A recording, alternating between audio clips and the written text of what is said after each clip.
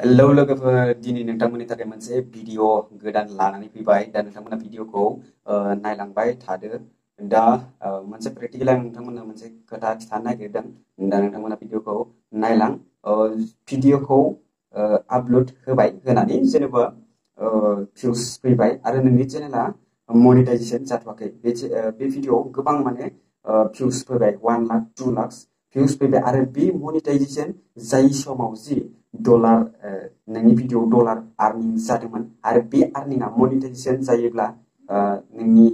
Google एडसेन्सआव थाया थाया बेखौ बे डलार आर्निं खालामनायखौ नों मोनो ना मोना दा बेखौ आं नोंथांमोननो दिन्थिगोन दा नोंथांमोना भिडिअखौ नायलांबाय थादो बे खोथाखौ मिथिना थानाया जोबोद मोजां कनफिउस जानाय नङा आरो इयुनाव थ'दो बिदिब्लालाय लोगोफोर दा आंनि चेनेलाव लाना फैबाय आरो ओमफ्राय दा नोंथांमोना नायलांलाय बोरै आं दिन्थिनि भिडिअनि मनिटाइजेसन जायनि आर्निंस डलार खामायनाया मनिटाइजेसन जानायनि उनाव थायोना थाया बेखौ नायनि थौदो आंनि मस्ट भाइरेल जानाय भिडिअ बेहाय भिउनि भिउ मर बेहाय लांदो लांनानै आंनि सबनिसाय भाइरेल आरो भिउ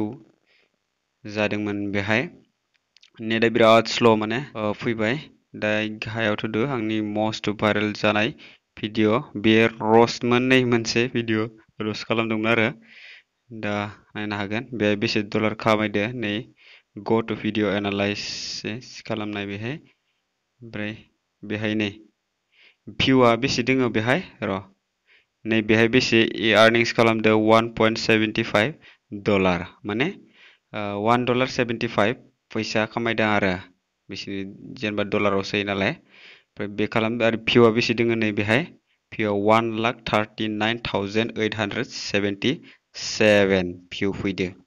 आरो लाइकआबो मस्ट पपुलार जादोंमोन नालाय बियो र'स्ट खालामनाया बिराद पपुलार जायो दा नोंथांमोना मोनथिनो मोनबाय जानांगौ लोगोफोर दा नोंथांमोना भिडिअखौ नायनानै मोनथिबाय जानांगौ जेनेबा मनिटाइजेसन जायैनि सिगाङाव जि भिडिअ